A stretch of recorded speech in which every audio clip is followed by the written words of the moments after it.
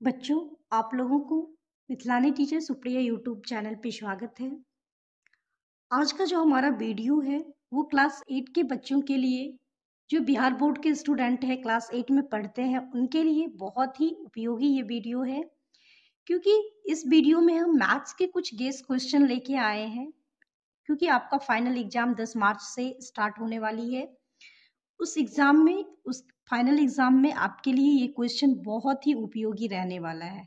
तो आप लोग इस वीडियो को अच्छे से देखिएगा, स्किप नहीं कीजिएगा एक भी क्वेश्चन, क्योंकि इस वीडियो के एक एक क्वेश्चन आपके लिए बहुत इंपॉर्टेंट है। तो चलिए हम देखते हैं। विषय हमारा है गणित। पहला क्वेश्चन है, सही विकल्प पर सही चिन्ह लगाइए। तो पहला क्वेश्चन दिया हुआ है, 2/3 का योज्य प्रतिलोम है। ऑप्शन दिया हुआ है क 3/2, -3/2, -2/3 और घ में दिया हुआ है सभी। तो देखिए, 2/3 का जब योज्य प्रतिलोम पूछा जा रहा है तो इस योज्य प्रतिलोम में क्या करना है, अगर ये पॉजिटिव में फ्रैक्शन है तो इसका जो आंसर होगा वो नेगेटिव में होगा, यानी कि अपोजिट। प्रतिलोम का मतलब क्या होता है, अपोजिट, और यहाँ पे योज्य प्रतिलोम पूछा जा रहा है, यानी कि सिर्फ साइन का चेंज होगा। तो हमारा जो ऑप्शन होगा, हमारा जो आंसर होगा वो ऑप्शन नंबर ग होगा इसका करेक्ट आंसर। ठीक है। नेक्स्ट क्वेश्चन है, 5 डिग्री 5 का पावर कितना है, 0 है। ये डिग्री नहीं है, 0 है। 5 का पावर 0 का मान क्या होगा। तो चलिए देखते हैं, ऑप्शन हमारा क्या दिया हुआ है, 5, 0, 1/5, 1। तो देखिए, नंबर चाहे कोई भी हो, आप ये घात वाले चैप्टर में पढ़े थे कि नंबर अगर ए यानी कोई भी नंबर, ए की वैल्यू कुछ भी हो, 5 हो, 10 हो, 15 हो, 1000 हो, 2000 हो, लाख हो, बट अगर उसका पावर 0 है तो उसकी वैल्यू हमेशा 1 होती है। कितनी होती है, 1 होती है, याद रखिएगा। यहाँ पे हम 5 दिए हैं, लेकिन हो सकता है कि आपके एग्जाम में 5 की जगह पे 10 आ जाए, 10 की जगह पे 1000 आ जाए। तो ए की वैल्यू कुछ भी रहे, 5, 10, 1000, 2000, लाख रहे, लेकिन अगर पावर यानी कि घात 0 है तो उसकी वैल्यू कितनी हो जाएगी, हमेशा 1 होगी, याद रखिएगा। तो इसका करेक्ट आंसर हमारा क्या होगा, घ यानी कि 1 होगा।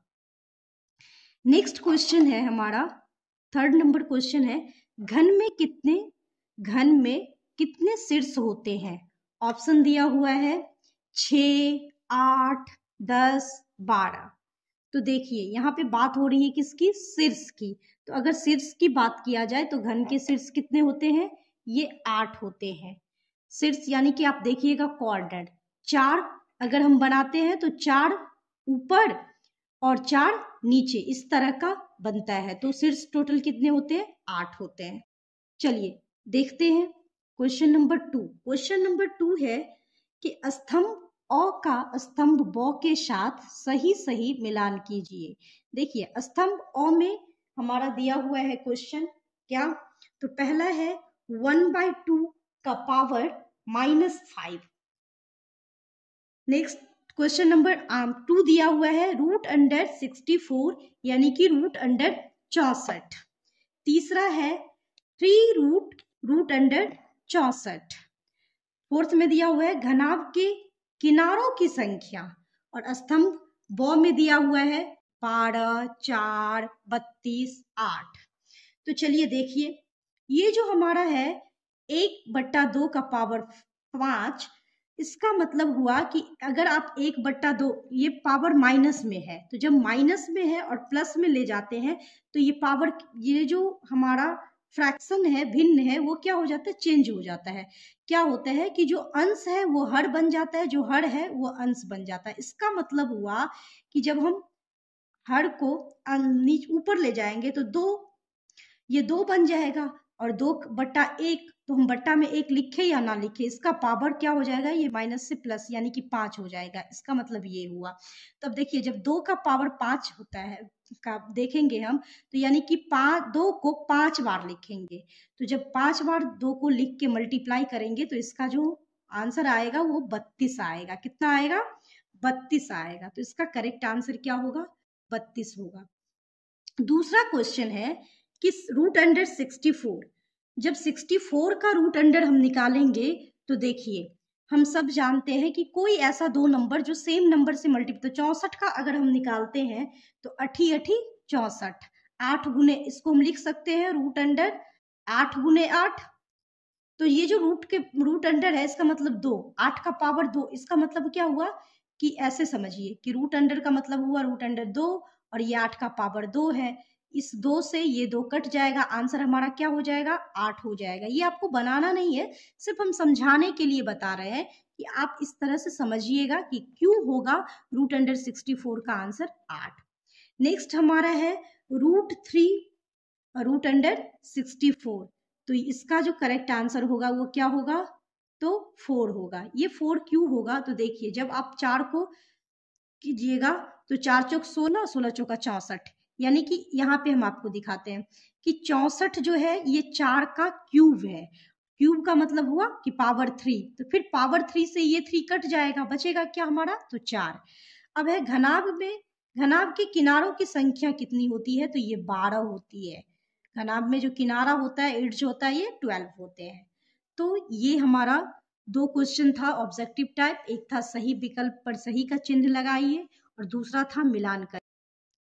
नेक्स्ट क्वेश्चन हमारा है क्वेश्चन नंबर 3, कोष्टक में से सही विकल्प चुनकर खाली जगहों को भरिए। देखिए ये फिल इन द ब्लैंक्स है, रिक्त स्थान है, जिसमें बगल में कोष्ट में आपको 2 ऑप्शन दिया हुआ है और उसी में से जो है दोनों ऑप्शन में से जो करेक्ट आंसर होगा वो यहाँ खाली जगह पे लिखना है। तो चलिए पहला क्वेश्चन देखते हैं। 2 का गुणात्मक प्रतिलोम ब्लैंक्स है। यहाँ पे बात हो रही है किसका, तो गुणात्मक प्रतिलोम का। तो देखिए ये क्या हो जाएगा, तो 1/2 होगा। क्यों 1/2 होगा, अगर हम 2 की बात करें तो 2 को हम लिख सकते हैं 2/1, और जब 2/1 का गुणात्मक प्रतिलोम यानी कि उल्टा निकालेंगे तो ये 1/2 हो जाएगा, यानी कि हर हमारा अंश बन जाएगा, अंश हमारा हर बन जाएगा। तो यहाँ पे जो करेक्ट आंसर होगा वो होगा 1/2। नेक्स्ट क्वेश्चन है, घन में सतहों की संख्या ब्लैंक्स होती है। ऑप्शन दिया हुआ है 6, 4। तो जब सतह की बात कीजिएगा तो ये कितना होता है, 6 होता है। अगर आपके घर ऐसा है तो आप देख सकते हैं कि एक तो सबसे ऊपर सीलिंग की तरफ, नीचे फर्श, 2 ये हो गया और 4 चारों साइड का दीवार, टोटल कितना हुआ 6। तो सतह कितना होता है घन का, 6 होता है।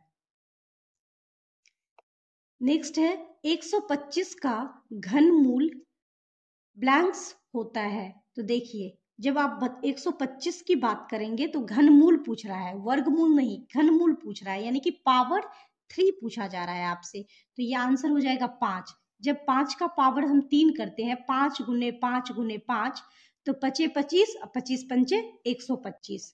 तो 125 का घनमूल क्या होगा, 5 होगा। नेक्स्ट है बेलन के आयतन का सूत्र ब्लैंक्स होता है। ऑप्शन दिया हुआ है pi r square h, 2 pi r h. तो यहाँ पे आयतन पूछा जा रहा है, तो बेलन का आयतन क्या होता है, पाई आर स्क्वायर एच। तो ये हमारे थे fill in the blanks. Next question चलिए देखते हैं, क्वेश्चन नंबर 4, नीचे दिए गए प्रश्नों के उत्तर लिखिए। पहला क्वेश्चन है, समीकरण x/2 - 7 = 15 का हल क्या होगा। तो देखिए यहाँ पे क्वेश्चन दिया हुआ है, बगल में बॉक्स दिया हुआ है, तो इस क्वेश्चन का जो आंसर होगा वो इस बॉक्स में लिखना है। तो इस क्वेश्चन को आंसर निकालने के लिए सबसे पहले हम इस क्वेश्चन का हल करेंगे। तो चलिए पहला क का हम यहाँ पे हल कर रहे हैं। क्या दिया हुआ है, x/2 - 7 = 15। तो अब देखिए जो बाया साइड रहता है वो दाया साइड जाता है, तो क्या हो जाता है, साइन चेंज हो जाता है। तो ये हो जाएगा x/2 का पावर 15 प्लस, सॉरी x/2 बराबर 15, ये माइनस में है तो इधर जाएगा तो 7 प्लस में हो जाएगा। तो x/2 बराबर 15 और 7 कितना हो गया, 22। अब इस साइड जो बाया में भाग में रहता है वो दाया में जाने के बाद मल्टीप्लाई में हो जाता है, गुना हो जाता है। तो x बराबर क्या होगा, 22 गुने 2, ये इधर गुना हो जाएगा, बराबर 44। तो हमारा आंसर कितना होगा, तो 44 होगा। x की वैल्यू कितनी है, 44 है। चलिए देखते हैं, नेक्स्ट है 1000 का घनमूल कितना होगा। तो देखिए घनमूल अभी ये बताए, घनमूल का मतलब क्या हुआ, पावर 3। तो 10 का पावर 3 होता है 1000। 10 गुने 10 गुने 10। तो देखिए 1 2 3, 1 पे 3 जीरो आ गया, तो ये इसका घनमूल कितना होगा, तो 10 होगा। नेक्स्ट है, ये आकृति दिया हुआ है और इस आकृति का नाम पूछ रहा है। तो ये आकृति जो है वो क्या है, किस चीज का है, तो ये है समलंब चतुर्भुज। तो यहाँ पे हम लिखेंगे कौन सा चतुर्भुज है ये, तो समलंब चतुर्भुज है। ये समलंब चतुर्भुज की आकृति है। नेक्स्ट है एक्स स्क्वायर माइनस 1 का गुणनखंड क्या होगा।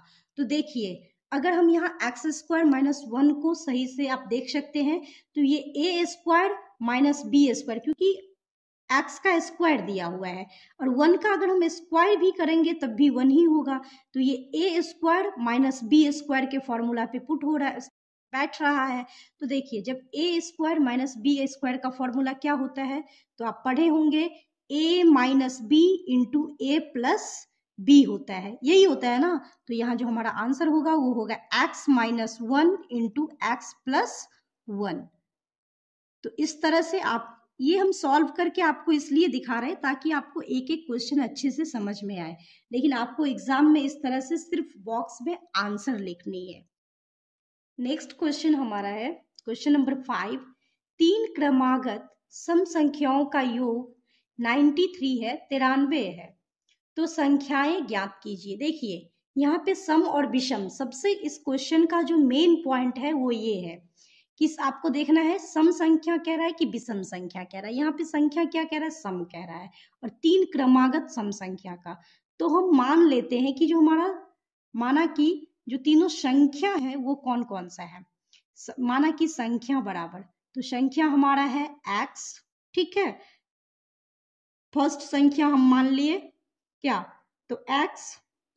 तो दूसरी संख्या जो हमारा होगा वो क्या होगा, तो सम है, और सम का मतलब क्या होता है, दो दो दो का योग आगे, तो ये x प्लस 2 हो जाएगा।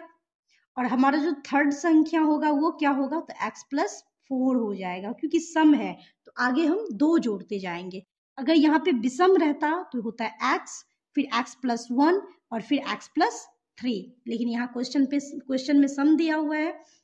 अब चलिए हम देखते हैं, कह रहा है कि ये तीनों क्रमागत संख्याओं का योग कितना है, 93 है, तो संख्या ज्ञात कीजिए। अब चलिए देखते हैं, x प्लस 2 और प्लस x प्लस 4, यही कह रहा है। पहला संख्या, दूसरा संख्या, तीसरा संख्या, इस तीनों संख्याओं का अकॉर्डिंग टू क्वेश्चन तीनों को संख्याओं का योग कितना दिया हुआ है, तो 93 दिया हुआ है, तो बराबर 93। अब चलिए x x x, कितना x हो गया, 3x, 3x है, और ये दोनों को जोड़ दीजिए तो 3x प्लस 4 प्लस 2, तो 6, 3x प्लस 6 बराबर 93।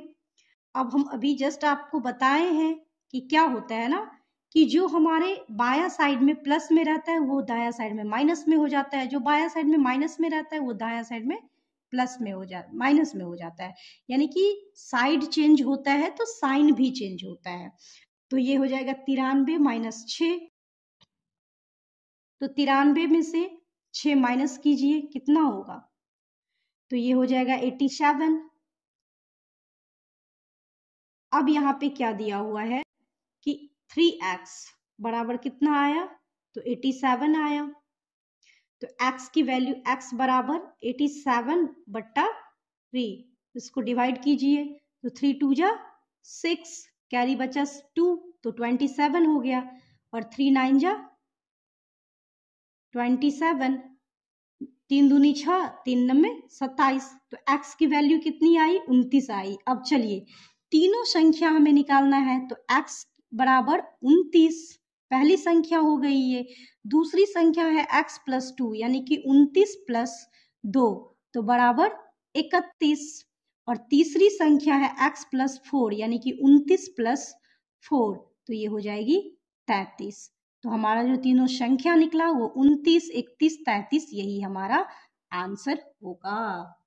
चलिए नेक्स्ट क्वेश्चन है हमारा कि 4000 रुपये पर 2 वर्ष के लिए 5% वार्षिक ब्याज की दर से चक्रवृद्धि ब्याज नेक्स्ट क्वेश्चन हमारा है 4,000 रुपये पर 2 वर्ष के लिए 5% वार्षिक ब्याज की दर से चक्रवृद्धि ब्याज ज्ञात कीजिए। देखिए, तो ये जो क्वेश्चन है, इस क्वेश्चन में मूलधन हमारा कितना है? तो मूलधन है 4,000 रुपया, ठीक है। और समय कितना है? तो समय दिया हुआ है 2 वर्ष। और रेट क्या है, दर क्या है? तो दर है 5%। तो इतना चीज जब हमको पता चल गया तो हमें निकालना क्या है? चक्रवृद्धि ब्याज ज्ञात करना है। तो चक्रवृद्धि ब्याज ज्ञात करने के लिए देखिए,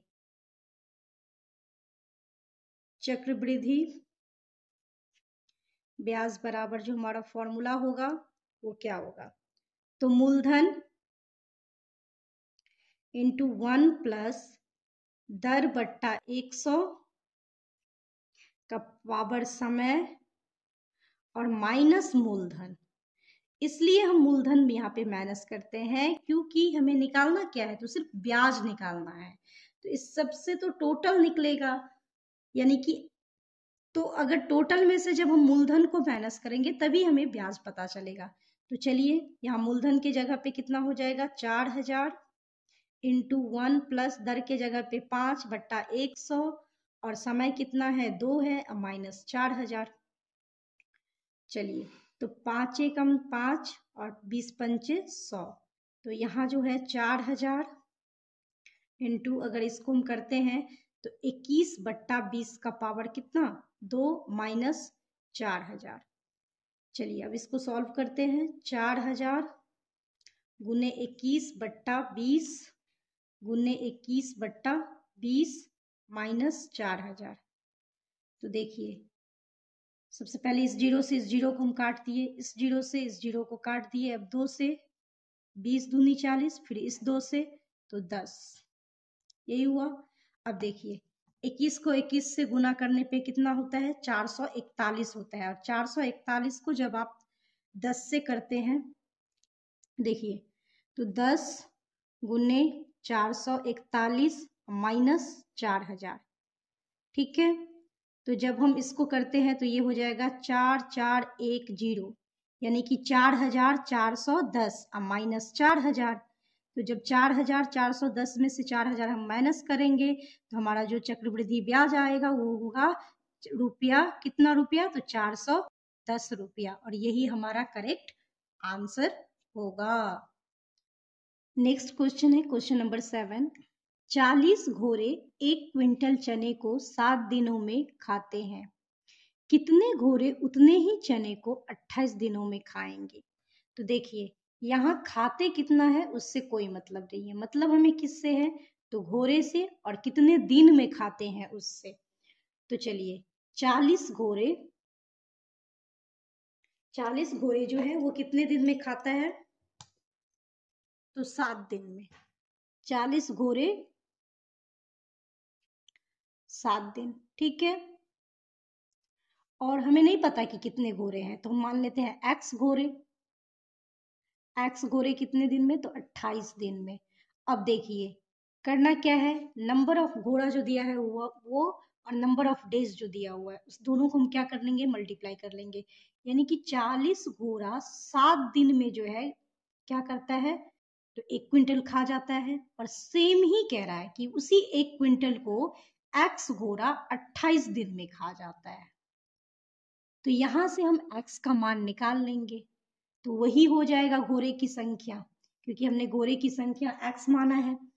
अब चलिए देखिए, x बराबर जो हो जाएगा वो क्या होगा? 40 गुने 7 और बट्टा 28। अब देखिए यहाँ से 7 एकम 7, 7 चौक 28, फिर 4 एकम 4, 4 दहन 40।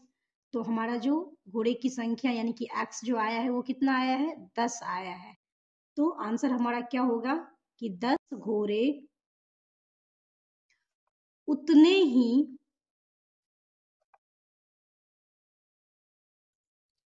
चने को 28 दिन में खा जाएंगे, दिन में खाएंगे।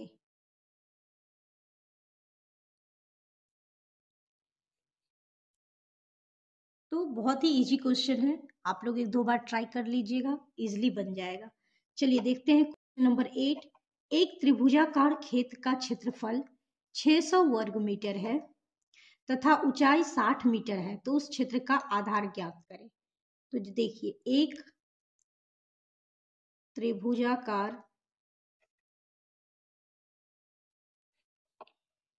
खेत का क्षेत्रफल बराबर कितना दिया हुआ है, 600। अब देखिए, त्रिभुजाकार यानी कि त्रिभुज का क्षेत्रफल क्या होता है, क्या होती है फॉर्मूला, तो 1/2 इंटू आधार गुने ऊंचाई, यही होती है। बराबर कितना दिया हुआ है, 600 दिया हुआ है।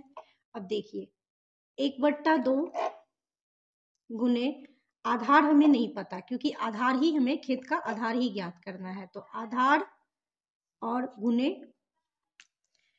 1/2 गुने आधार हमें नहीं पता है, आधार ही फाइंड करनी है।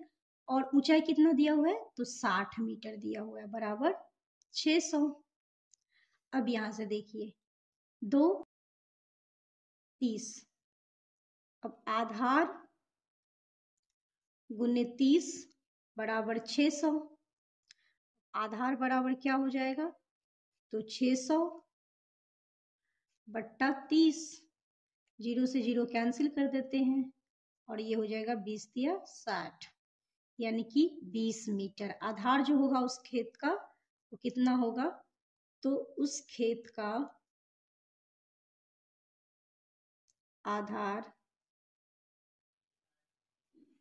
20 मीटर होगा। नेक्स्ट क्वेश्चन है क्वेश्चन नंबर 9। निम्नलिखित व्यंजक का गुणनखंड ज्ञात कीजिए। व्यंजक हमारा क्या दिया हुआ है, तो x² माइनस 6x माइनस 135। चलिए देखते हैं। इसमें सबसे पहले क्या देखना है कि हम क्या करते हैं, तो इस दोनों को अगर यहाँ पे कोई नंबर हो और यहाँ वाले नंबर को मल्टीप्लाई करते हैं, तो इस क्वेश्चन में तो यहाँ कोई नंबर है ही नहीं, ओनली x² है। अब यहाँ क्या है, 135। तो 135 को का ऐसे दो गुणनखंड निकालना है, ऐसे दो फैक्टर निकालना है कि उस दोनों फैक्टर को जोड़ने या घटाने पे जो है वो बीच वाला आना चाहिए, 6 आना चाहिए। तो चलिए देखते हैं कि अगर हम इसको 135 को देखते हैं, तो 15 में 135 और 15 में से 9 गया तो 6 आ जाता है, 15 माइनस 9 बराबर 6। तो यही होगा इसका x² माइनस 15x और प्लस 9x माइनस 135। अब देखिए, 15 में 135 आ गया और प्लस माइनस माइनस भी आ गया, और माइनस 15 यहाँ पे है, उसमें से प्लस 9 है, तो माइनस में से प्लस क्या हो जाएगा, माइनस हो जाएगा। तो 15 में से 9 चला जाएगा तो 6 माइनस 6x यहाँ पे आ जाएगा। अब हम क्या करते हैं, इसको दो टर्म में रख देते हैं। देखिए, तो इस दोनों में क्या कॉमन है, x कॉमन है, तो x को कॉमन रखे। अब ये x² का मतलब हुआ x इंटू एक्स, तो 2x में से हम एक x ले लिए, तो यहाँ बचा क्या, x। माइनस है तो माइनस का साइन होगा, और 15x में से हम x कॉमन ले लिए तो बचा क्या, 15। ब्रैकेट बंद, बीच में प्लस है तो प्लस का साइन। अब इस दोनों में क्या कॉमन है, तो इस दोनों में 9 कॉमन है। अब देखिए, 9x में से हम 9 ले लिए, 9 ले लिए तो बचा x, और 15 9 135 होता है, तो जब 9 से 135 को डिवाइड करेंगे तो 15 बार में। अब इसमें क्या होता है, ये बनाने के बाद आपको एक चीज देखना है कि इस ब्रैकेट में और इस ब्रैकेट में सेम वैल्यू आनी चाहिए। अगर आ रहा है तो आपका गुणनखंड सही है। अब क्या करना है, जो बाहर वाला है उसको एक साथ रखिए, तो x प्लस 9 और जो ब्रैकेट का सेम है वो एक हो जाएगा, x माइनस 15। तो यही हमारा आंसर होगा। इसका जो गुणनखंड है वो है x प्लस 9 और x माइनस 15, यही दो गुणनखंड है। चलिए देखते हैं क्वेश्चन नंबर 10। ये आपका लास्ट क्वेश्चन है। एक समचतुर्भुज PQRS की रचना कीजिए जिसमें PQ बराबर 5 सेंटीमीटर और विकर्ण क्रमशः 6 सेंटीमीटर और 8 सेंटीमीटर हो। तो देखिए, सबसे ये आपको बनाना है स्केल और पेंसिल का यूज करके, लेकिन यहाँ पे हम आपको ऐसे ही रफली समझा देते हैं, आप लोग पेंसिल का यूज करके और सही स्केल से सही माप लेके बनाइएगा। अभी हम आपको रफली बताते हैं कि ये बनेगा कैसे। जैसे मैं कह रहा है कि पी क्यू 5 सेंटीमीटर है, तो हम पी क्यू ले लिए, मान लिए ये पी ये क्यू और ये कितना है तो 5 सेंटीमीटर है।